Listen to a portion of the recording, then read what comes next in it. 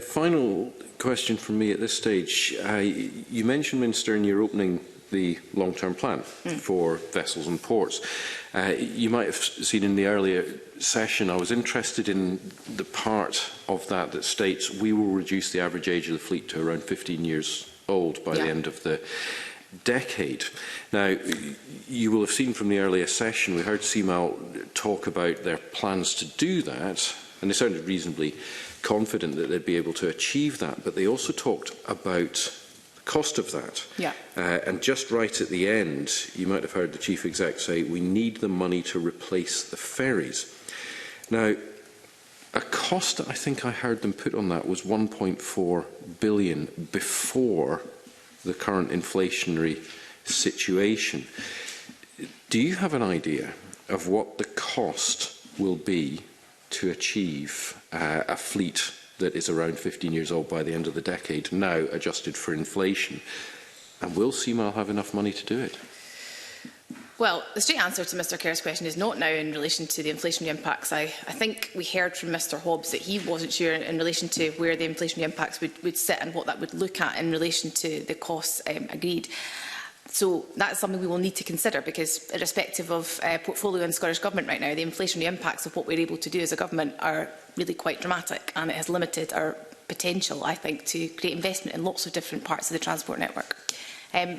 I would, though, like to touch on a point I think that Mr Hobbs made in relation to accelerating investment. To my mind, that's how we bring the average age of the fleet down. So since May 2021, we've brought in the MV Loch Frisia and the Oban to Craigmure route. We've managed to charter the MV Arrow.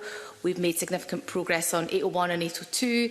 I announced earlier last year the procurement of 2 new Isla vessels, and then at the end of last year an additional 2 new vessels, so that's 4 in total, bringing a level of standardisation which I think is really important across the fleet.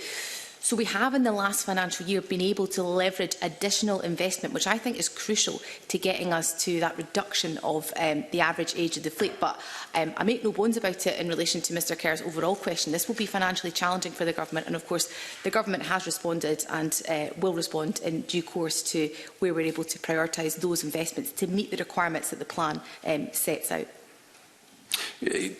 I understand the answer. Can I just press you on that, Minister? Because so I've asked you what is the new inflationary cost of the plans on the long-term plan that is still at a working draft, and it seems to me that it ought to be, or ought it not to be, for the Government to be very quickly assessing, OK, CMAL think that there's a £1.4 billion cost. We are in inflationary times. Shouldn't, or when will you be able to revert to CMAL and say, OK, here's what's happening with inflation, here is the real cost if we are to achieve what you've set out in the long-term plan? Well, we'll have to do that, obviously, as a matter of urgency. I would just reflect to committee members that's the first time that I've heard, I think, that statistic. I don't know if officials have heard that previously in relation to inflationary impacts. And it's also important to reflect that we have already leveraged £580 million into ports and vessels. So the additionality that's been brought in the last financial year joins that contribution.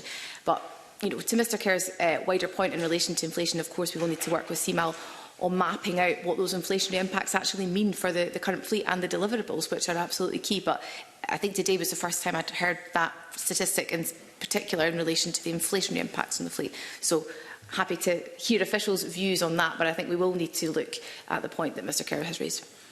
And I would give assurance that my team are regularly engaged and it is working in that collaborative way with CMAL, building on their advice around what those projects are looking like. My team looking at where some of those pressures might be and how we can accommodate that within expected budgets.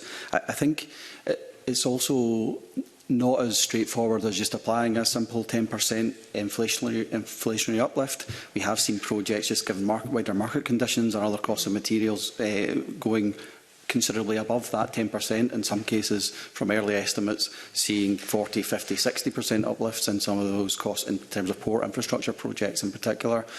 So those are challenging times for us, even within the 580 and indeed the additional monies that have been secured. So we are absolutely mapping that out. I kind of go back to Lawrence's point of why that plan will have to be reviewed on a rolling 3-year basis to feed into that hopefully longer term budgeting process that we've benefited of with the IIP monies.